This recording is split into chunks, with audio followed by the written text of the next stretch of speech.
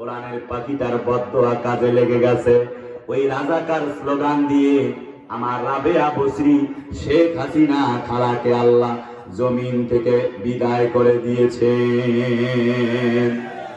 আরে কথা বলে না কেন, ঠিক কেনা? তিনি আক্ষেপ করে বলেছিলেন, সময় আসবে একদিন এমন ইন্দুরের গর্ত পাবা না পালাবার জন্যে। তাই হয়েছে না? আরে ভাই, কথা না বললে তো হয় না। তাই হয়েছে না? আমি সে এই কথা বলবো না শেখ হাসিনা খালা পালাইছে, আমি এটা একবারও বলবো না। যিনি পালিয়েছে তাকে নিয়ে কথা বলে লাভ কি? বরং বলবো আমাদের বন্ধু বল আমির হামজা পালায়া যায় নাই। কথা বলে না কেন? একসাথে বিশ্ববিদ্যালয়ে পড়েছি, আমির হামজা ভাই সহ। আমাদের রফিকুল ইসলাম মাদানী ছোট্ট ভাইটি পালিয়ে যায় নাই। চরমনার পীর সাহেব হুজুর রেজাউল করিম হুজুর পালায়া যায় নাই। নায়েবে আমিরুল মুজাহিদিন আল্লামা সৈয়দ ফয়জুল করিম হুজুররা পালায়া যায় নাই। আমাদের প্রাণ আল্লামা মামুনুল হক সাহেবরা পালিয়ে যায় নাই। আমাদের কোরআনের পাখি, বিশ্বনাম নন্দিত কোরআনের পাখি আল্লামা সাইদি সাহেবরা পালায়া যায় নাই। বুঝা গেল আলেমরা পালায়া যায় না, এ যুগের জালেমরাই পালায়া যায়।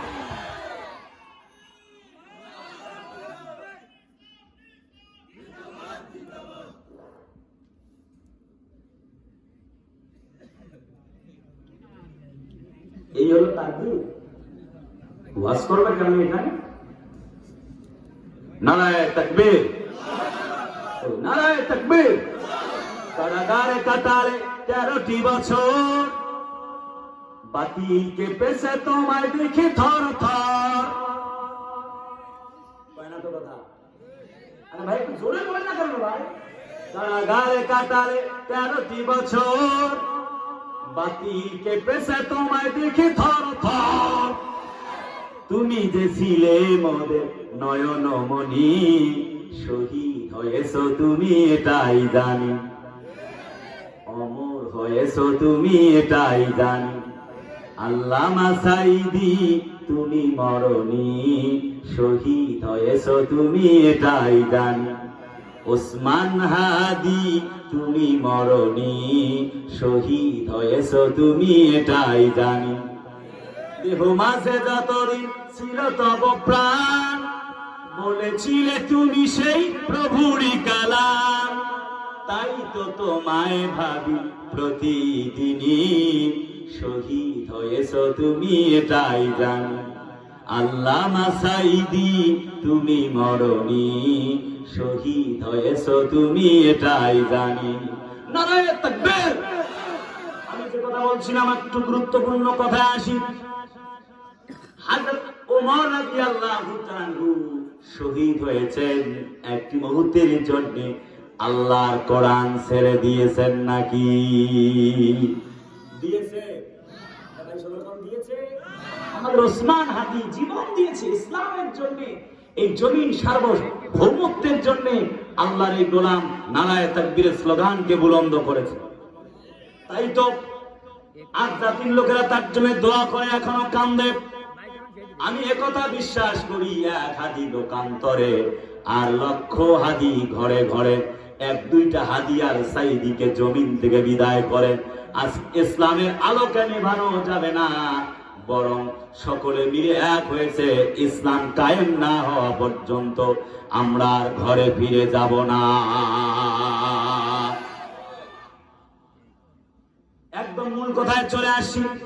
নবীজি কোরআন পেলেন যখন, দাওয়াত দিতে লাগলেন, তখন নবীজি সাফা পাহাড়ে দাঁড়িয়ে বললেন, কুলু লা ইলাহা ইল্লাল্লাহ তুফলিহুন। চতুর্দিক থেকে বাধা শুরু হয়ে গেল। হযরত ওমর বলেন, নবীজি কজন হয়ে গেল? নবী বলে 40 জন। আমি সহ কজন? বললেন 41 জন। নবীজির সামনে ডান দিকে হযরত আবু বকর, বাম দিকে হযরত ওমর একটি তাকবীর দিয়েছিলেন, নারায়ে তাকবীর।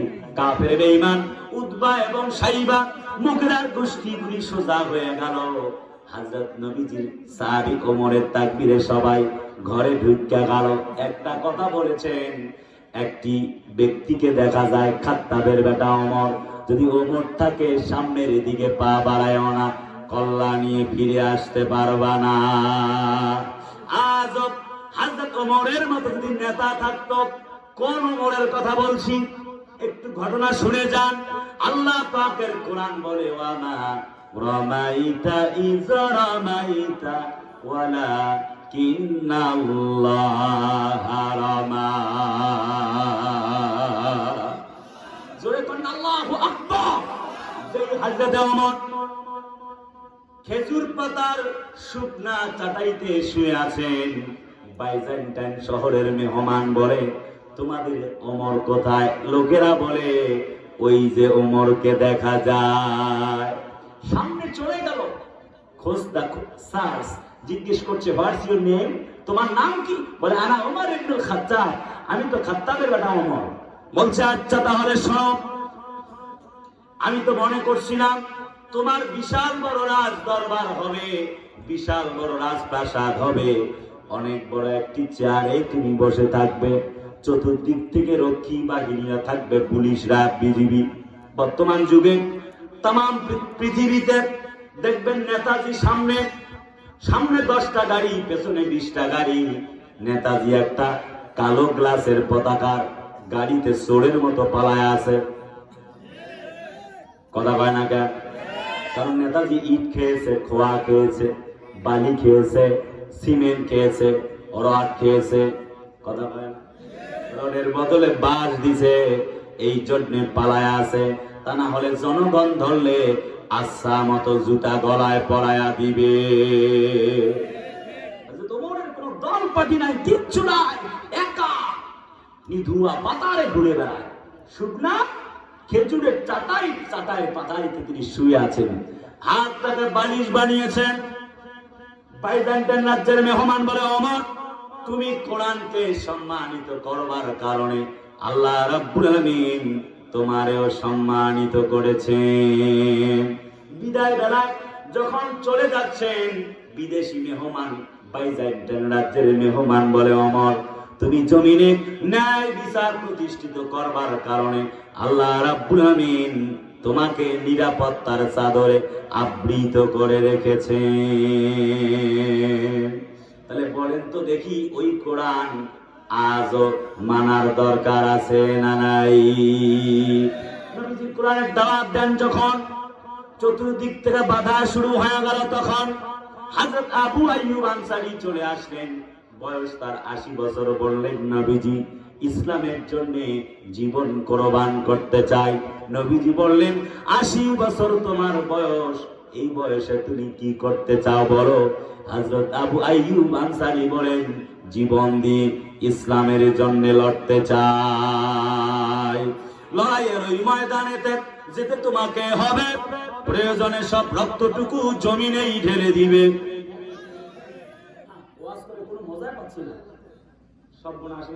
মুশকিল তো, মাগুরা জেলা তো ভালো জেলা। আমি জানি আমার এফএম জাহাঙ্গীর আলম ভাই এলাকা মানে তো ইসলামের উর্বর ভূমি। নারায়ে তাকবীর, তাকবীরও পছন্দ হচ্ছে না। নারায়ে তাকবীর। লড়াইয়ের ওই ময়দানেতে যেতে তোমাকে হবে, প্রয়োজনে সব রক্তটুকু জমিনেই ঢেলে দিবে। তবুও তোমায় লড়তেই হবে, মানিবে না পরাজয়। তবুও তোমায় লড়তেই হবে, মানিবে না পরাজয়। বিপ্লব মানে জীবন দেয়া বসে থাকা নয়, সে কোনদিন আসবে না রে করো যদি ভয়। বিপ্লব মানে জীবন দেয়া বসে থাকা নয়, সে কোনদিন আসবে না রে করো যদি ভয়। নারায়ে তাকবীর। কলিজার টুকরা ভাইরা আমার, হযরত আবু আইয়ুব আনসারী বলেন, ইয়া রাসূলুল্লাহি, যুদ্ধের ময়দানে আমারে নিয়ে চলে যান। নবীজি ইসলামের জন্য এক পা সামনে বাড়াতে চায়। নবীজি বললেন, এই বয়সে কেমনে যুদ্ধ করবা বলো?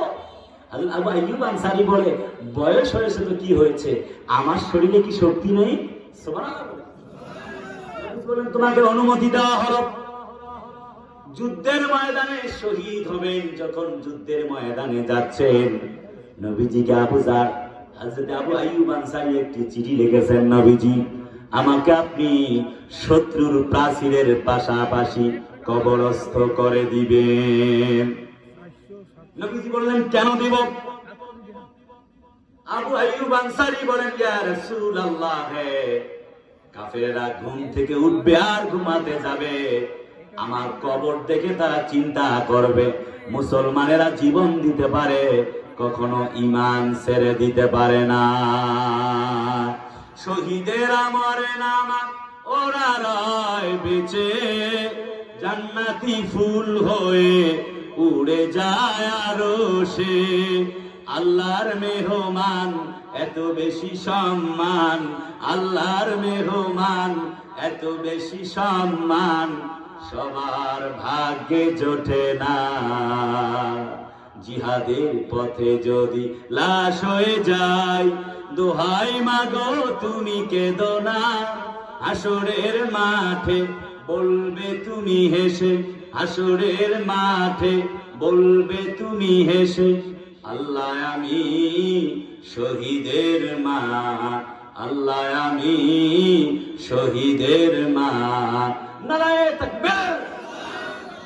আমি শুধু ছোট্ট করে বলছি, কারণ রাত 11টায় প্রায় মঞ্চে, সেই জন্য খুব দ্রুত আজকের ডেটেই শেষ করব বলে একটুখানি আপনাদেরকে অল্প করে বলবার চেষ্টা করছি।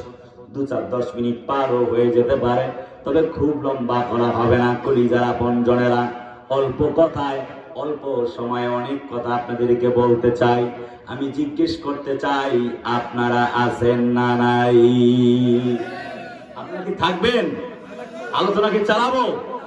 চলুক চলুক, আর বক্তা মরুক। হ্যাঁ, বক্তা কেউ মারবে না, যুবক বলে বলতেছেন না। যুবক তোমাদের ভালো চিনি। আমাকে এক যুবক ফোন করে বলছে, হুজুর আজ আমার মন ভালো নাই। বললাম কাহিনী কি? কয় আমার এমন অবস্থা, হুজুর চলে গেছে। বললাম মানে ভালো করে কহ। কয় হুজুর আমি সেকা খাইছি। বদ কত জানেন না? বললাম তো সেকা খাইলে তো বেকা হওয়া লাগে, তুমি কি সোজা আছো না বেকা হয়েছো ভাই? কয় হুজুর যেটা মনে করেন সেইটা। এদের যে কথার জবাব কি যে বলবো। তা কইলাম দেখো, তুমি যে মেয়েটার জন্য পাগল, সে মেয়েটা কি এখনো আছে না গেছে গা? কয় হুজুর তার তো বিয়ে হয়ে গেছে গা। বললাম তুমি চেনো না? ওরা বিয়ে করার সময় একরকম, প্রেম করার সময় আর একরকম। প্রেম করার সময় খোঁজে নায়ক বাপ্পারাজ খান, মারুফ খান, মান্না খান, সাকিব খান, রিয়াজ খান, আর বিয়ে করার সময় খোঁজে টাকাওয়ালা কালাসান। তোমার টাকা আছে, তোমাকে বলবে আই লাভ ইউ। তোমার টাকা নাই, তোমাকে বলবে আই হেট ইউ। ওদের পেছনে ঘুরতেছো, ফিরে আসো। ইয়াহদি লিল্লাতি হিয়া আকওয়া, ইসলামের কোরআনের দিকে চলে আসো। তোমার মা বাপের মুখের মধ্যে চুনকালি কেন দিলা বলো? 25 বছর তোমাকে বড় করলো তোমার মা, তোমার বাবা, তুমি তার মুখে কেন চুনকালি দিলা? এক মেয়ে, সে বোরকা পড়েছে, নেকাব পড়েছে, হাত মোজা, পা মোজা, মনে হচ্ছে জান্নাত থেকে কেবলে পালিয়ে আইছে। অথচ এক মেয়েকে কম 10টা ছেলেকে ঘুরাই লইয়া বেড়ায়। কথা বলে ঠিক কিনা? মনে করবা এগুলো আসল বোরকাওয়ালি না, এগুলি হচ্ছে নকল বোরকাওয়ালি। মনে রাখবা, যেই দাড়িওয়ালা ছেলে তুমি দাড়িওয়ালা হওয়ার জন্য তোমাকে পছন্দ করে নাই, মনে করবা ওর কপালে ভালো স্বামী জুটবে না, ওর কপালে টাকাওয়ালা কালাসান জুটতে পারে, তোমার মতো পরহেজগার স্বামী জুটবে না। অথবা হিজড়া জুটলেও জুটতে পারে। যুবকরা ঠিক কিনা? আসল বোরকাওয়ালিদের কথা বলি নাই, নকল বোরকাওয়ালি এগুলি পার্কে চিপাই চিপাই ঘুরে বেড়ায়। নাম্বার 1 ইজ হেদায়েতের পথ কোরআন।